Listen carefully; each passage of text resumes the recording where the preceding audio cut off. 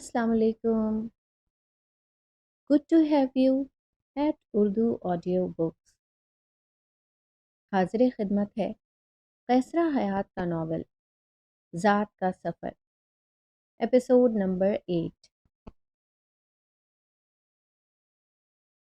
आप बहुत एक्सट्रीमिस्ट और इमोशनल हैं। एकदम ही किसी नतीजे पर पहुंचना अच्छी बात नहीं। ज़िंदगी की तरफ बेशुमार राहें जाती हैं। आप सिर्फ आमने सामने देखती हैं। सामने अगर तारीकी हो तो इंसान पीछे मुड़कर देखता है, और अगर पीछे रास्ता बंद मिले तो दाएं तरफ, और अगर दाएं तरफ कुछ नजर ना आए तो बाएं तरफ, और अगर चारों तरफ नजर ना आए तो फिर कदमों तले देखो। जमीन तो है ही जिस पर खड़े हो, और अगर उसको नाकाफी पाओ तो फिर ऊपर देखो। आसमान खुला पड़ा है, रास्ते ही रास्ते हैं, और फिर हर लम्हे रहमान की नाशुक्री नहीं करते। जिंदगी का मफहूम फना में नहीं बका में है। अगर सोचो, गौर करो, तो खुद ही मालूम हो जाएगा कि उसने नाहक इब्लीस से इंसान के लिए जंग क्यों की थी, और उसकी बरसों की इबादत, रफ़ाक़त और क़ुर्बत को सिर्फ एक लम्हे में पसे पुश्त क्यों डाल दिया था। सिर्फ और सिर्फ इंसान के लिए, क्योंकि खुदा ने इंसान को रिफ़त और वो आली मर्तबा अता करना था जिस पर इब्लीस सदियों तक इबादत करने के बावजूद ना पहुंच सका था, क्योंकि उसकी ज़ात का खासा वो नहीं था।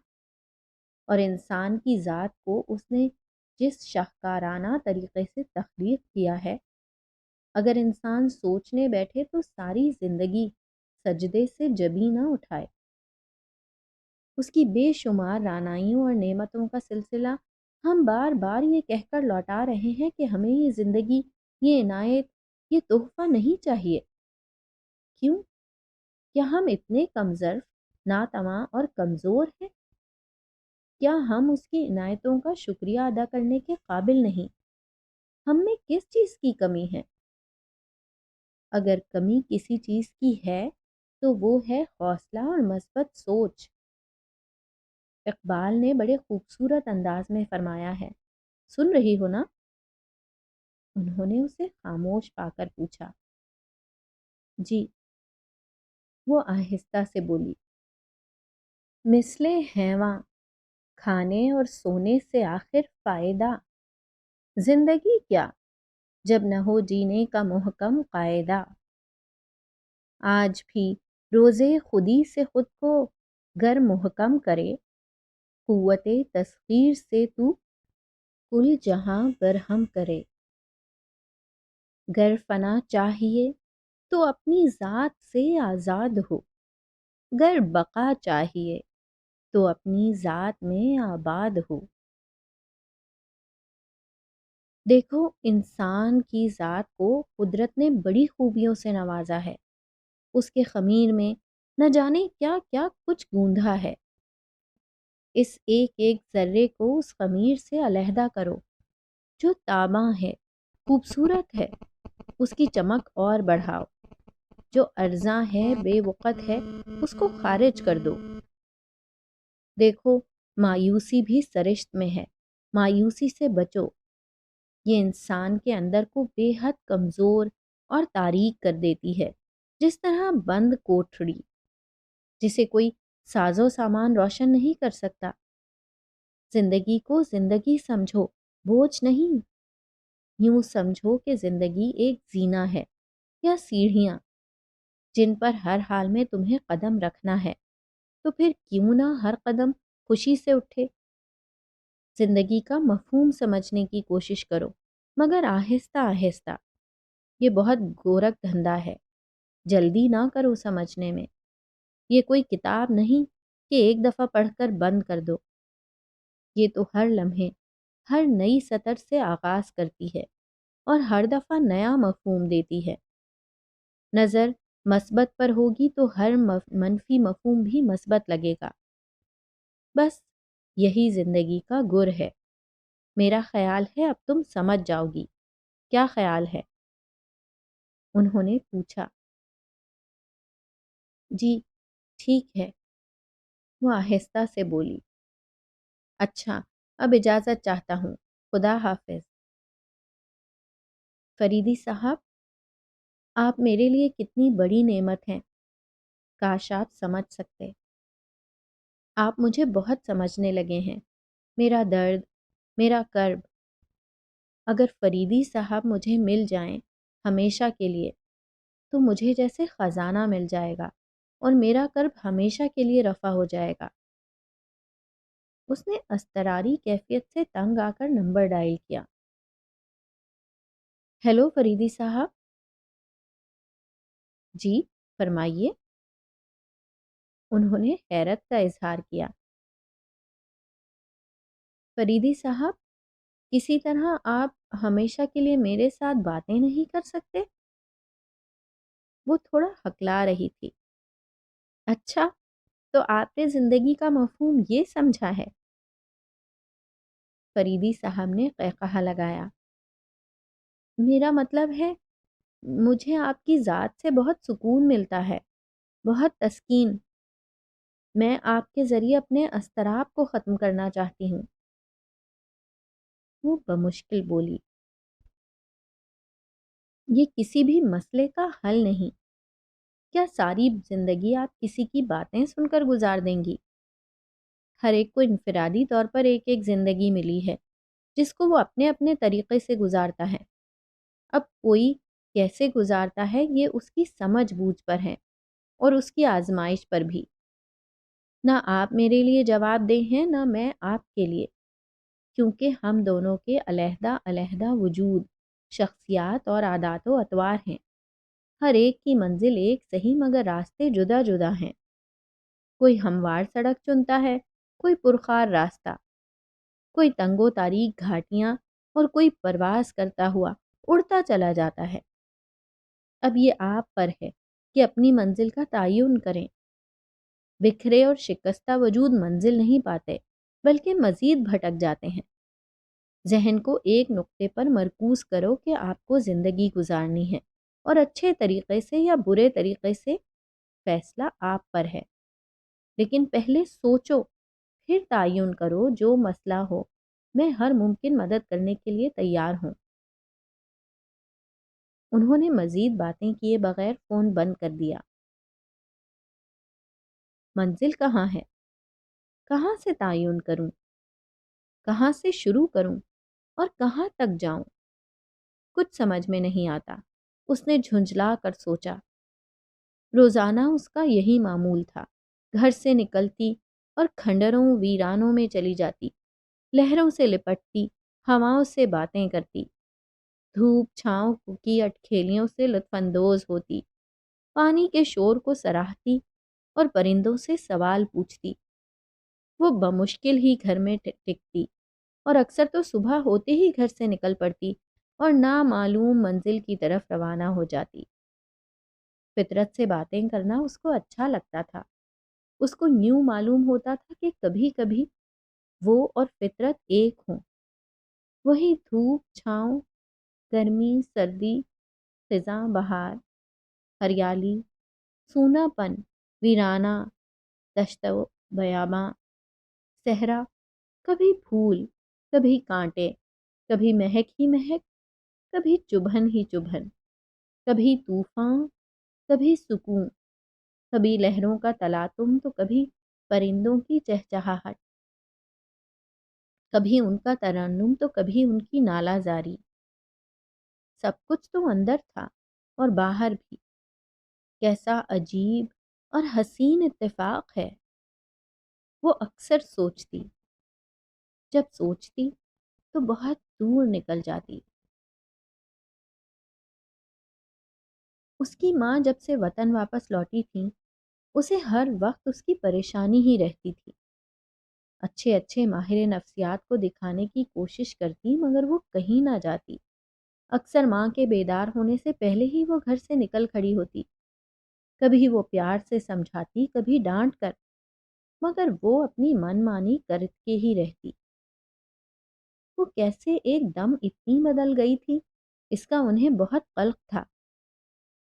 ایک اولاد اور وہ بھی ایسی سرپھری۔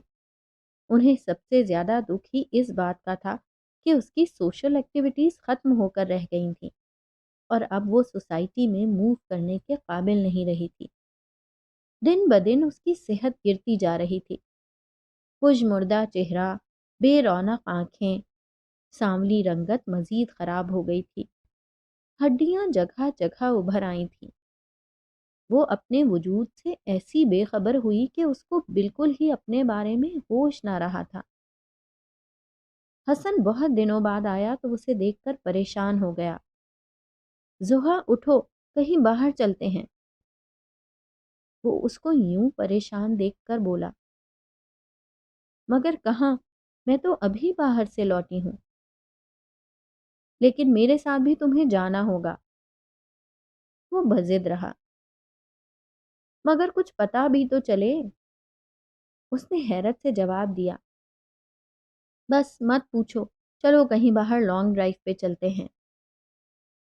حسن مسکرا کر بولا، میرا موڈ نہیں، لیکن تمہیں چلنا پڑے گا۔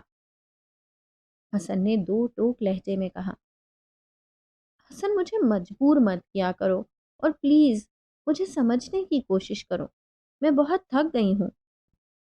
میں نے کہا اٹھو، اب مزید کوئی بات نہیں۔ اس کے بے حد اصرار پر اس کو چاروں ناچار اٹھنا پڑا۔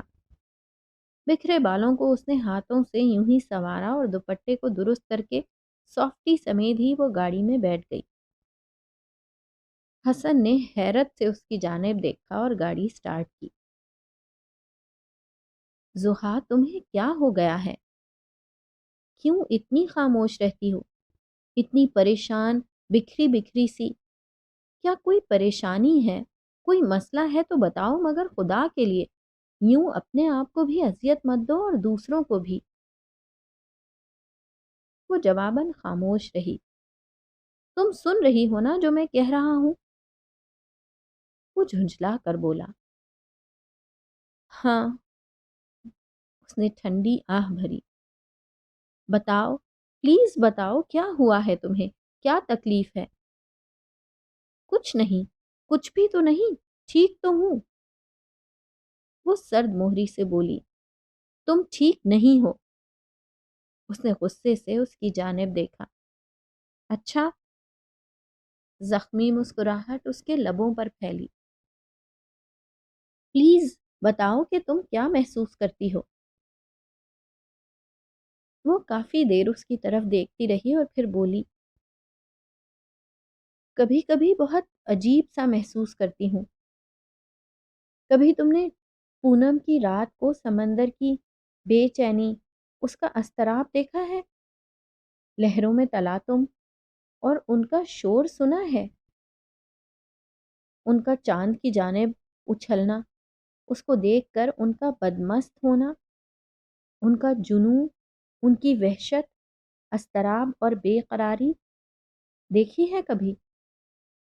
بس میرے اندر بھی یوں ہی ہوتا ہے، نہ سمجھ آنے والا شور، بے حد شدید تلاطم، کبھی پرسکون لہریں، کبھی بے حد منتشر کر دینے والا احساس، خواہش، طلب، اضطراب، سکوت، خاموشی، اور کبھی شانتی ہی شانتی، مگر بہت کم کم، میری سمجھ سے بالا، سوچ سے بڑھ کر۔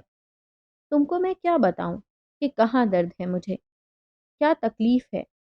ان جذبوں کو، ان احساسات کو کیا نام دوں؟ ایسا کرب، ایسی تکلیف، ایسی چبھن جس کو صرف میں ہی محسوس کر سکتی ہوں۔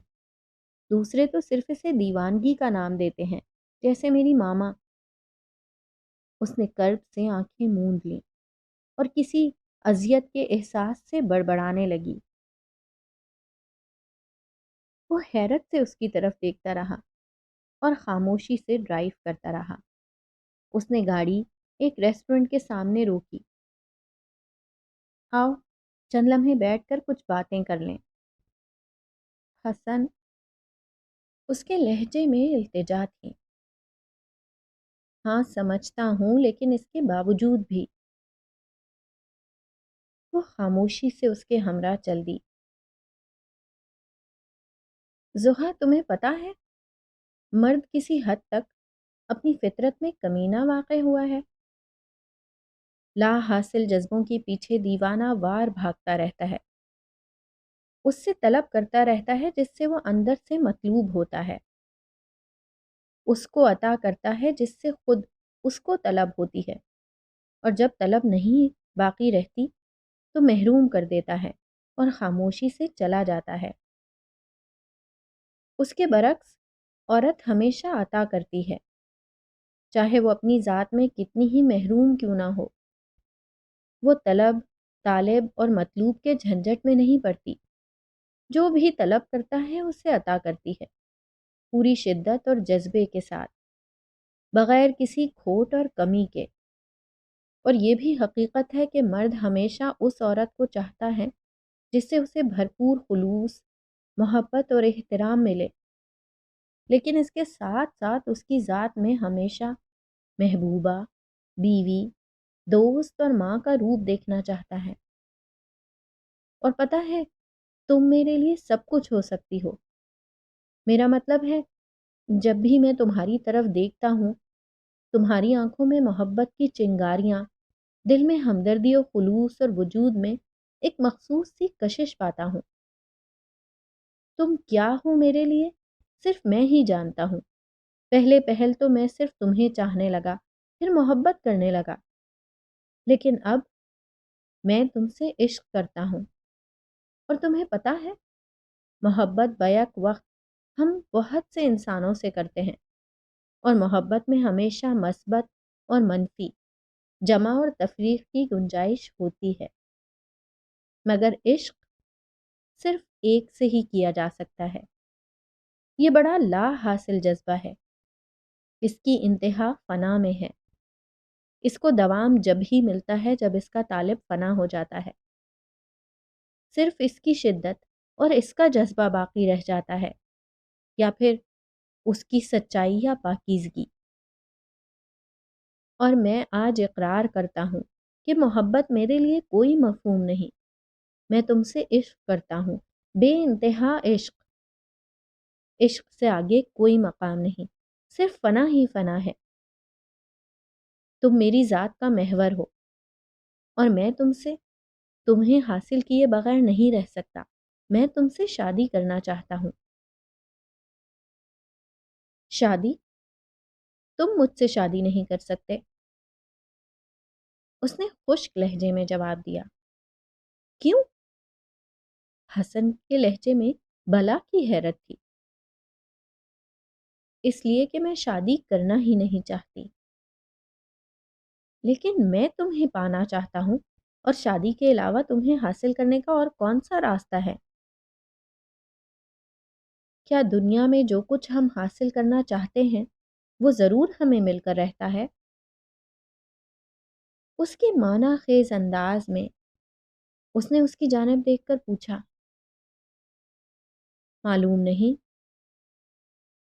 جب معلوم کر لو گے پھر مجھ سے کہنا۔ کیا شادی کا مفہوم جانتے ہو تم؟ اس نے معنی خیز انداز میں سوال کیا۔ ہاں، ذات کا ذات سے تعلق، وجود کا وجود سے رشتہ، اٹوٹ، پختہ، نہ ٹوٹنے والا، اور شاید ذات کا ذات میں مدغم ہونا، روح کا روح سے ملاپ۔ حسن نے جواب دیا۔ اچھا، تو تم زندگی میں کس چیز کو زیادہ اہم سمجھتے ہو، محبت کو یا شادی کو؟ وہ بہت سنجیدہ ہو کر بات کر رہی تھی۔ وہ خاموش رہا۔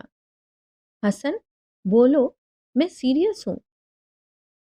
وہ قدرے سنجیدگی سے بولی۔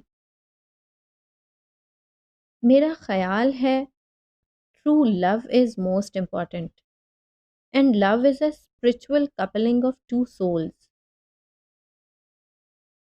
اور شادی کے بارے میں کیا خیال ہے؟ Successful marriage is always based on true love۔ لیکن ہمارے ہاں بعض شادیاں تو محبت کے وجود کے بغیر ہی بہت کامیاب ہوتی ہیں۔ اس نے سوال کیا۔ وہ شادیاں نہیں، مجبوریوں، مصلحتوں اور رسم و رواج کا ملاپ ہوتی ہیں، اور فریقین رشتے کو نہیں بلکہ رشتے داریوں کو ہی نبھانے میں سارا وقت گزار دیتے ہیں۔ لیکن زندگی کے کسی نہ کسی مقام پر اس کی کمی کا شدید احساس انہیں ضرور رلاتا ہے، لیکن کچھ کر نہیں سکتے، کیونکہ زندگی جیسی ہے ویسی گزارنے کی کمٹمنٹ وہ کر چکے ہوتے ہیں۔ کیا شادی صرف انسانوں کے درمیان ہو سکتی ہے، کسی اور کے درمیان نہیں؟ اس نے اچانک پوچھا۔ کیا مطلب؟ حسن چونکا۔ کچھ نہیں، بس آئندہ مجھ سے اس موضوع پر بات مت کرنا۔ اور اس نے منہ دوسری جانب پھیر لیا۔ تم جتنا انکار کرتی ہو میرا اقرار اتنا ہی بڑھتا جاتا ہے، کاش تم میرے اضطراب کا اندازہ لگا سکتی۔ حسن قدرے بے بسی سے بولا، اور کاش تم بھی۔ وعدہ کرو مجھ سے ایسی بات دوبارہ نہیں کرو گے۔ اس کی آنکھوں میں آنسو بھر آئے۔ ٹھیک ہے۔ حسن نے خاموشی میں ہی عافیت سمجھی اور سگریٹ کے لمبے لمبے کش لینے لگا۔ وہ جلتے ہوئے سگریٹ کو بہت انہماک سے دیکھنے لگی، جیسے اس سے پہلے اس نے کبھی اس طرح نہ دیکھا ہو۔ اور پھر جب وہ نتھنوں سے دھوئیں کے غبار کو باہر نکال رہا تھا تو وہ بے حد حیران ہو رہی تھی۔ حسن اس سے بے نیاز کچھ سوچنے میں مصروف تھا۔ اس پوری گفتگو کے دوران اس کو بالکل ہی محسوس نہ ہوا کہ اس کو کوئی مسئلہ ہے۔ وہ پہلے سے بھی زیادہ وثوق اور سمجھداری سے باتیں کرتی رہی تھی۔ اگر کچھ تھا تو صرف اضطراب۔ حسن؟ وہ بے دھیانی میں بولا۔ مجھے یہ سگریٹ دو۔ اس کے لہجے میں التجا تھی۔ کیا مطلب؟ وہ چونکا، کیونکہ اس کے پرس میں ہمیشہ اچھی برانڈ کے سگریٹ ہوتے تھے، اور اب اتھ جلے سگریٹ کے لیے اس کے لہجے میں کتنی اداسی اور التجا تھی۔ اس کی نظروں کی تاب نہ لا کر اس نے سگریٹ اسے تھما دیا۔ اس نے سگریٹ کا اتنا لمبا کش لیا کہ شدید کھانسی شروع ہو گئی اور کھانس کھانس کر برا حال ہو گیا۔ سانس اکھڑنے لگی۔ اسی حالت میں اس نے جلتا ہوا سگریٹ مٹھی میں دبا لیا۔ حسن نے پریشان ہو کر سگریٹ اس کے ہاتھ سے لینے کی کوشش کی۔ اس کی ہتھیلی جل چکی تھی۔ وہ مسلسل کھانس رہی تھی۔ تھوڑی دیر بعد نارمل ہوئی تو چہرہ ایک دم زرد پڑنے لگا۔ چلو میں تمہیں ڈاکٹر کے پاس لے چلوں، تمہارا ہاتھ جل گیا ہے۔ کب؟ اس نے ہتھیلی کھول کر دیکھی تو خود ہی مسکرا دی۔ کچھ نہیں ہوا، خود ہی ٹھیک ہو جائے گا۔ وہ لاپرواہی سے بولی۔ زحا، تمہیں واقعی اپنے درد، شدت، اذیت کسی چیز کا احساس نہیں رہا؟ تم اتنی بے حس کیوں ہو گئی ہو؟ تمہارا وجود تمہارے لیے اتنا بے وقت کیوں ہو گیا ہے؟ حسن نے تڑپ کر پوچھا۔ جواباً وہ مسکرا دی۔ آنٹی، زحا بالکل ٹھیک ہے، آپ پریشان مت ہوں، اسے کوئی نفسیاتی مسئلہ نہیں، صرف کچھ ٹینشن ہے، ٹھیک ہو جائے گی، اور یہ اس کی اپنی ول پاور ہے جس کی وجہ سے وہ ٹھیک ہوگی۔ آپ خواہ مخواہ اسے ڈاکٹروں اور ماہر نفسیات کے پاس نہ لے کر جائیں، کہیں وہ اس کو اور بیمار نہ کر دیں۔ حسن مسز توفیق کو سمجھانے کی کوشش کر رہا تھا، لیکن حسن بیٹا اس کو دیکھو تو صحیح، اس کی سوشل ایکٹیویٹیز ختم ہو کر رہ گئی ہیں۔ یونیورسٹی اس نے جانا چھوڑ دیا ہے، صبح سویرے گھر سے نکل جاتی ہے، کبھی مٹی سے اٹے کپڑے اور پاؤں لیے گھر واپس آتی ہے، کبھی جوتے اترے ہیں، پوچھو تو پتہ نہیں۔ ایسی بھی کیا بے اتنائی، مجھ سے اور اپنے پاپا سے بات کرنا پسند نہیں کرتی، ہر وقت کمرے میں گم سم لیٹی رہتی ہے، نہ کھانے کا ہوش نہ پینے کا پتہ۔